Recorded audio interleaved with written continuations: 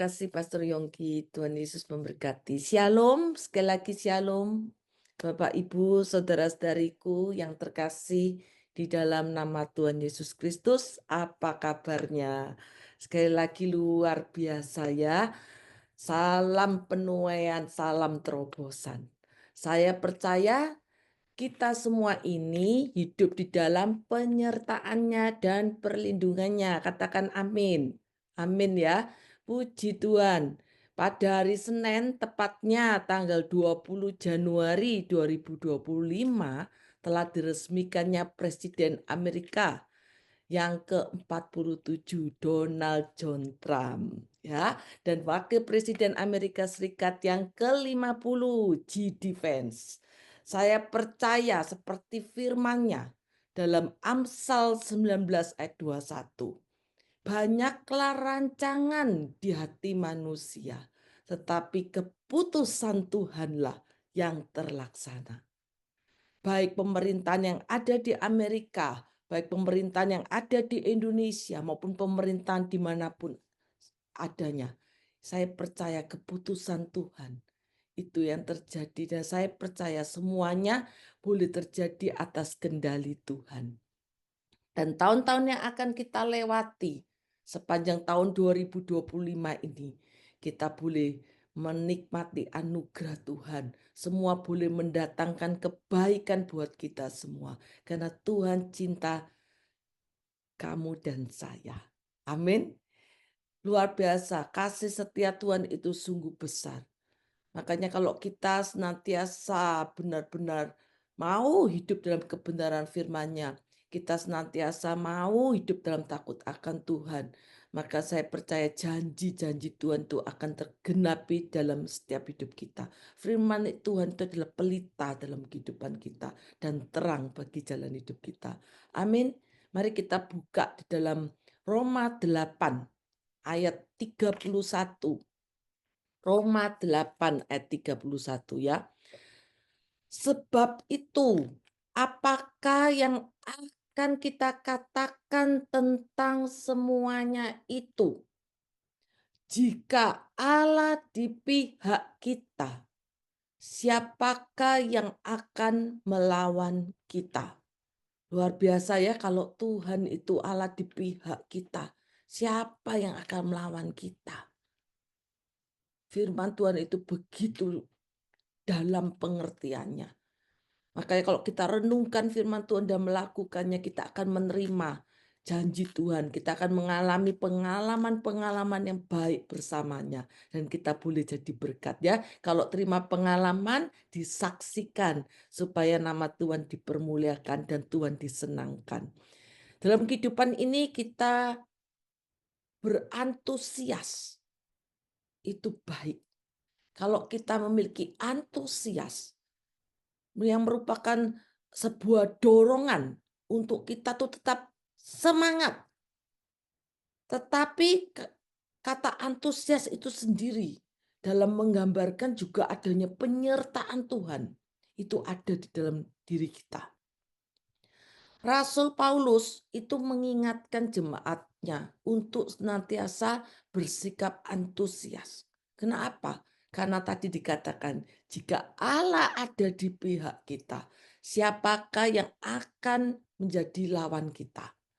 Bagaimana dengan kita hari-hari ini? Apakah kita termasuk orang yang antusias? Apakah kita termasuk orang yang antusias? Saya percaya kita semua orang-orang yang antusias. Amin. Sungguh kita boleh percaya dan berpegang teguh ya di dalam kebenaran firman-Nya, di dalam penyertaannya. Bagaimana respon kita ketika kita menghadapi persoalan hidup, pergumulan, masalah yang kita hadapi, baik yang belum selesai maupun yang sudah terlewati. Bagaimana sikap dan respon kita ketika kehidupan ini terus berjalan. Dan kadang ada yang sesuai dengan yang kita harapkan. Tapi kadang ada yang tidak sesuai dengan yang kita harapkan. Apakah kita mau menyerah? Udah nggak doa-doaan lagi. Cuma nggak dijawab-jawab kok, capek. Apakah begitu? Tidak. Tetap semangat, menyala-nyala. tetap cinta Tuhan. Karena Tuhan tuh tahu yang terbaik dalam untuk setiap hidup kita. Orang yang antusias itu menanggapi kondisi hidup itu secara berbeda.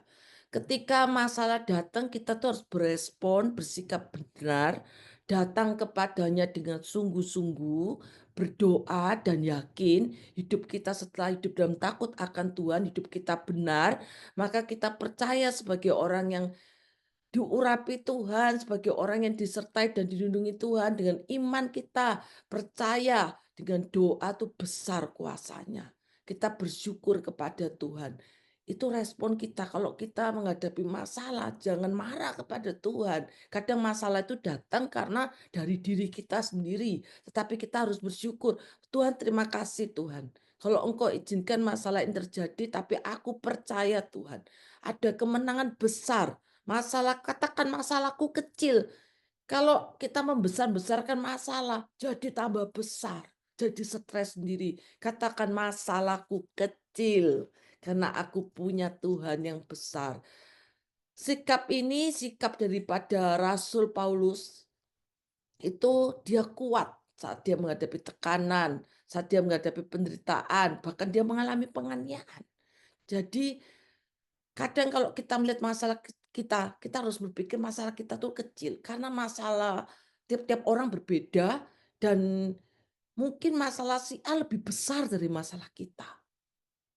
Masalah si D lebih besar daripada masalah kita. Kita lihat peristiwa yang di Los Angeles, siapa yang mau dapat masalah demikian? Itu masalah yang begitu besar, dapur api, ya. Masalah yang sangat besar. Jadi kita harus bersyukur kalau masalah kita masih kecil, tetap bersyukur, katakan Tuhan kita besar. Dijauhkan Tuhan, kalau bisa Tuhan, doa Yabes itu terjadi dalam setiap kehidupan kita. Sehingga kita diluputkan dari setiap masalah. Amin. Jadi kita ini harus berantusias ya untuk membangkitkan kekuatan. Kita boleh kuat dalam menghadapi setiap masalah yang ada. Dan kita tidak boleh kehilangan apa yang namanya antusias. Oke. Roma 12 ayat 11. Coba dilihat kembali. Janganlah hendaknya kerajinanmu kendor. Biarlah rohmu menyala-nyala dan layanilah Tuhan.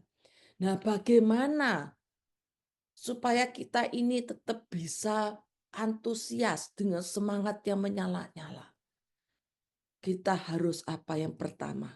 Terhubung dengan sumber yang benar. Katakan terhubung dengan sumber yang benar. Yohanes 15 ayat 5 menguatkan kita semua. Akulah pokok anggur dan kamulah ranting-rantingnya. Barang siapa tinggal di dalam aku dan aku di dalam dia, ia berbuah banyak. Sebab di luar aku kamu tidak dapat berbuat apa-apa. Tuhan mengingatkan kita bahwa di luar Tuhan kita itu tidak dapat berbuat apa-apa. Pentingnya kita terhubung dengan sumber di atas segala sumber, yaitu Tuhan Yesus Kristus. Jangan sia-siakan iman percaya kita. Dialah sumber dalam kehidupan kita. Kita ini adalah rantingnya yang berasal dari pokok anggur. Sehingga kita boleh berfungsi penuh di dalam dia. Sebagai anaknya kita ini harus terhubung dengan berdoa, baca firman-Nya, melakukannya dan merenungkannya, puji dan sembah, berakar di dalamnya. Sebab sekali lagi tanpa Tuhan, kita ini tidak akan dapat berbuat apa-apa. Seperti ranting yang putus atau dipangkas, kering. Ranting yang kering, kalau kita lihat pohon rantingnya kering, akan jatuh sendiri, kadang nggak usah diputus, kadang sudah rontok sendiri. Dan menjadi layu, mati, dan tidak berguna. Kita mau menjadi ranting yang kuat, ranting yang sehat.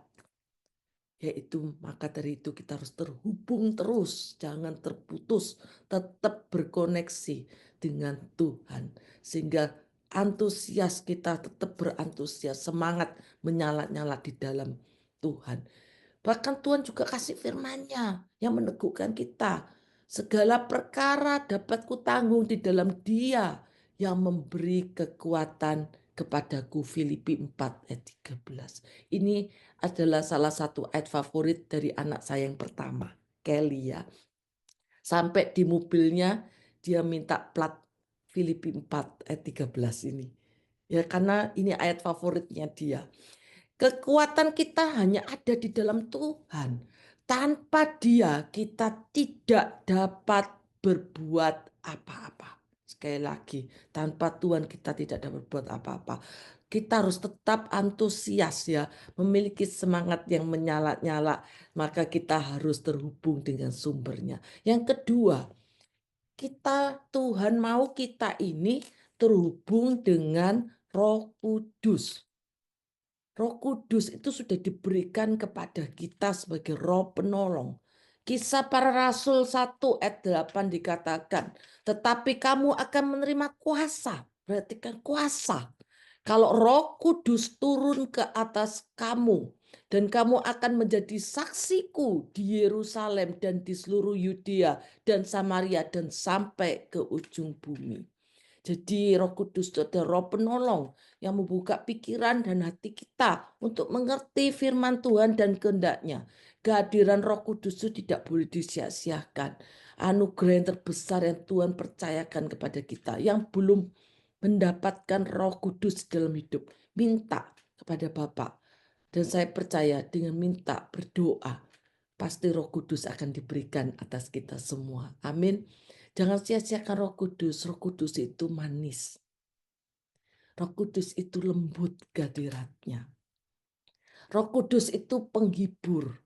Roh Kudus itu penolong yang diutus Bapakku. Maka kita harus senantiasa buka hati kita, puji dan sembah kita. Biar Roh Kudus itu hadir dan kita dalam setiap doa, dalam setiap pujian dan penyembahan kita. Maka saya percaya Roh Kudus akan memberikan kita hikmat. Apa yang harus kita lakukan dalam hari-hari ini. Sekali lagi jangan khawatir, jangan takut. Kalau Tuhan beserta kita, siapakah lawan kita? Amin. Yang ketiga, biar kita berantusias tetap semangat.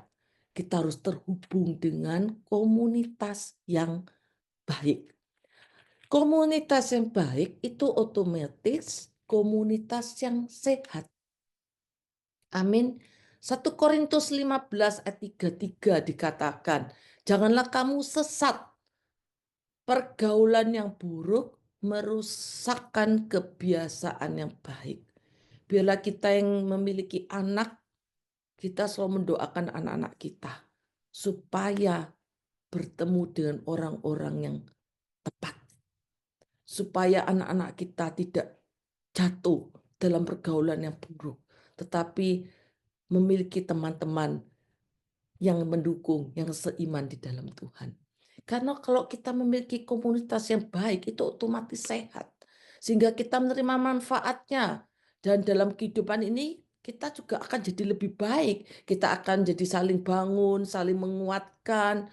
Iman kita juga bertumbuh, suka sharing firman Tuhan, bersaksi, saling mendoakan, saling berbagi, saling memberi, saling membantu dengan hati yang tulus dan jujur. Itulah komunitas yang baik, yang sehat. Kita harus dukung satu sama yang lain. Dalam setiap pribadi kita saling menguatkan, bertumbuh untuk ke arah yang benar. Tetapi kalau komunitas lingkungan di sekitar kita ini enggak sehat, yang dulunya kita ini baik, istilahnya hidup kita dekat dengan Tuhan, kita bisa menjauh loh dari Tuhan. Kalau komunitas kita enggak suka ke gereja, salah satu contoh nih, komunitas kita, ayo minggu ini, ayo kita jalan-jalan yuk. Itu udah lama loh kita nggak jalan-jalan ke American Dream yuk. Ya kapan lagi nggak hari Minggu. Kita kan sibuk nih kerja. Yuk jalan-jalan American Dream. Sekali-sekali. Nah ini coba lihat. Sekali-kali. Wah bener juga ya sekali-kali. Pergilah kita sekali-kali ke American Dream hari Minggu. Minggu depannya lagi. Wah acara apa ini? Wah, seru ya, kayak kapan itu kan kita diingatkan American Dream, wah kita jalan-jalan, habis itu kita lihat film. Ayo, kayak apa kalau minggu ini kita lihat film? Loh, bukannya ke gereja? Ah, gampang, ke gereja kan bisa lihat online ya. Nah, itu lama-lama jadi kebiasaan. Lama-lama datang waktu Christmas, lama-lama datang untuk Paskah. Iman, tapi Tuhan tuh ngelihat hati kita. Kalau orang cinta Tuhan itu rindu. Kalau nggak datang ke gereja nggak enak, nggak damai sejahtera. Karena mau denger, mau isi firman dalam hidupnya kita. Jadi berhati-hati dengan komunitas ya. Carilah komunitas yang baik. Kecuali memang kita itu ada something yang urgent banget yang memang nggak bisa dari minggu.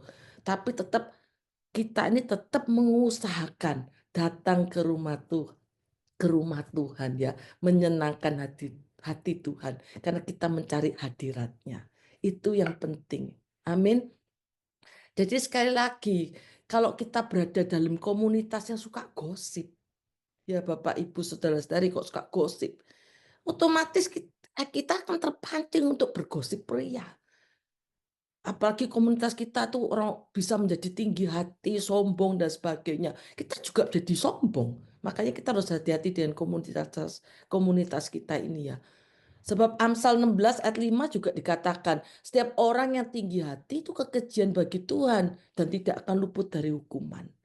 Jadi biar kita mau benar-benar terhubung dengan komunitas yang baik dan pasti sehat. Amin. Yang keempat, yang terakhir, terhubung dengan hati yang bersih. Ya, hati kita ini harus bersih di hadapan Tuhan. Karena Amsal 4 ayat 23, Tuhan tuh sangat sayang sama kita. Kita selalu diingatkan, dikasih pedoman dalam hidup ini supaya nggak tersesat. Jagalah hatimu dengan segala kewaspadaan, karena dari situlah terpancar kehidupan. Biar kita ini sungguh-sungguh mau jaga hati kita ini. Ketika hati kita ini kita jaga, berusaha untuk bersih.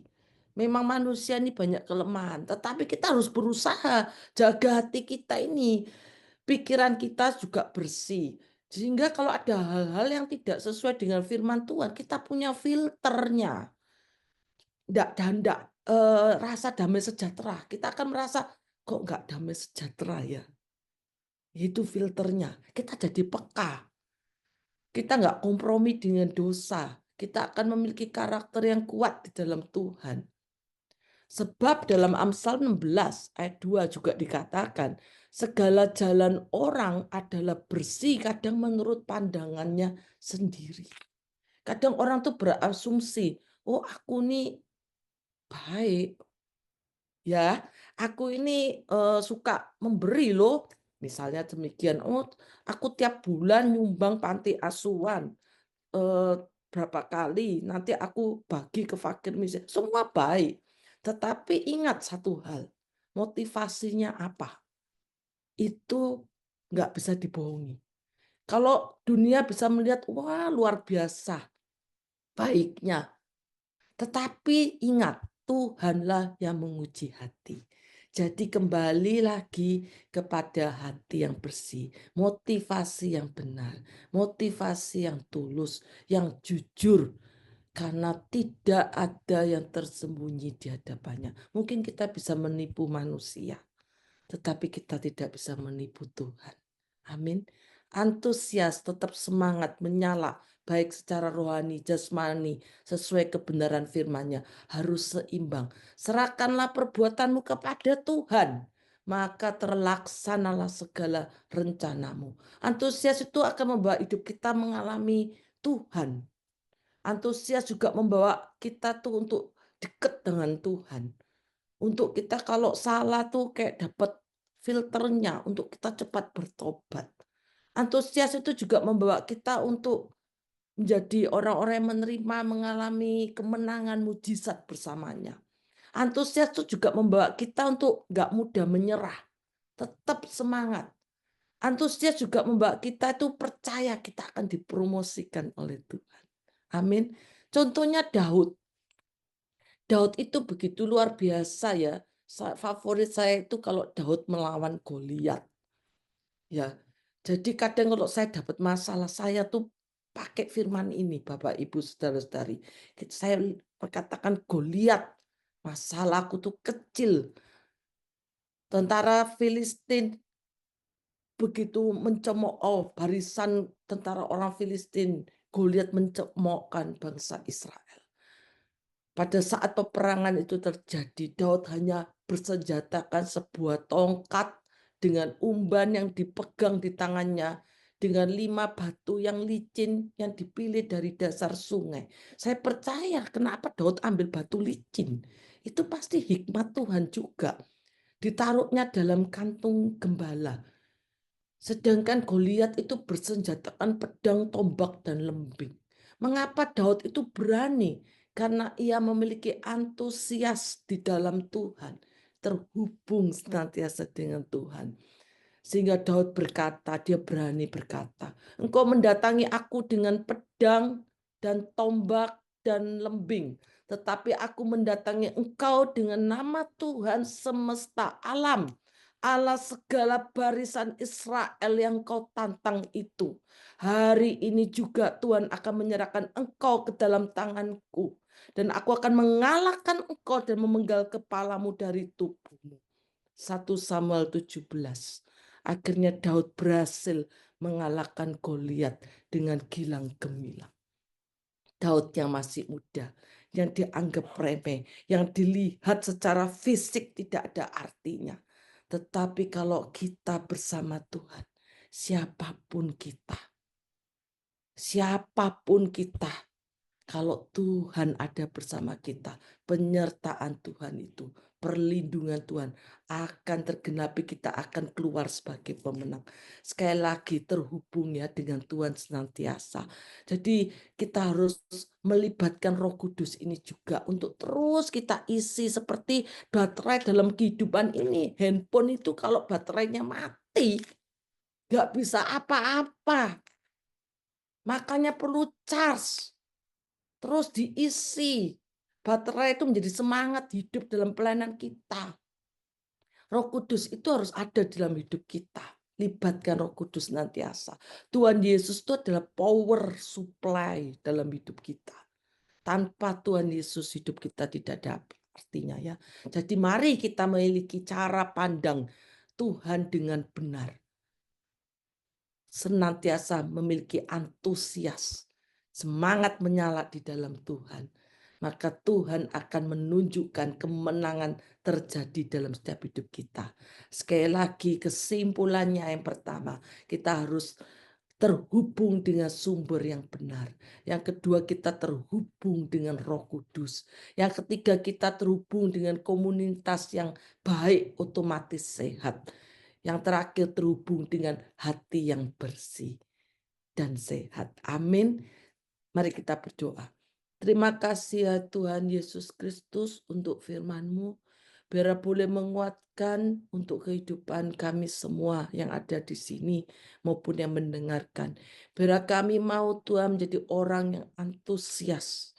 Sehingga kami percaya Tuhan, kami memiliki dorongan semangat yang menyala-nyala untuk hidup takut akan Tuhan. Hidup kami boleh terhubung dengan Engkau Tuhan. Sehingga kami percaya Tuhan saat kami terhubung dengan-Mu Tuhan. Baik setiap melalui doa, setiap renungan yang kami baca, kami boleh senantiasa hidup dalam kebenaran firman-Mu. Dan firman-Mu yang menjadi pelita dan terang buat terang dan jalan kami Tuhan. Pimpin hidup kami, pegang tangan kami Tuhan. Jangan pernah lepaskan kami. Terima kasih ya Bapa. Hanya di dalam nama Tuhan Yesus kami sungguh mengucap syukur dan berdoa. Haleluya. Amin. Amin, amin, amin. Mari kita angkat jempolnya ke depan. Iya, luar biasa. Terima kasih Nike. Hari ini kita sudah mendengarkan firman Tuhan yang luar biasa, Bapak Ibu sekalian, bahwa kita harus menjadi orang yang antusias. Bersama saya ucapkan antusias. 2, 3, antusias. Lebih keras lagi, 2, 3, antusias. Antusias. Ya.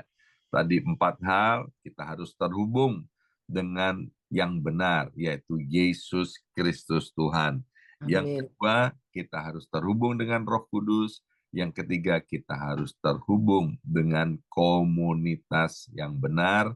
Kita harus terhubung dengan hati yang Yang benar, ya.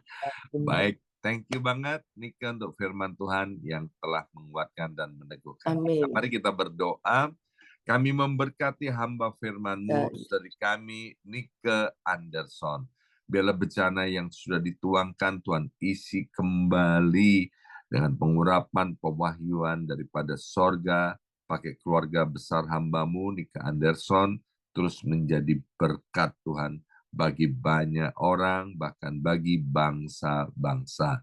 Materaikan firman Tuhan, sehingga hari ini Tuhan, apapun yang kami hadapi, kami mau menjadi orang-orang yang antusias karena kami terhubung dengan sumber yang benar. Terima kasih Bapak.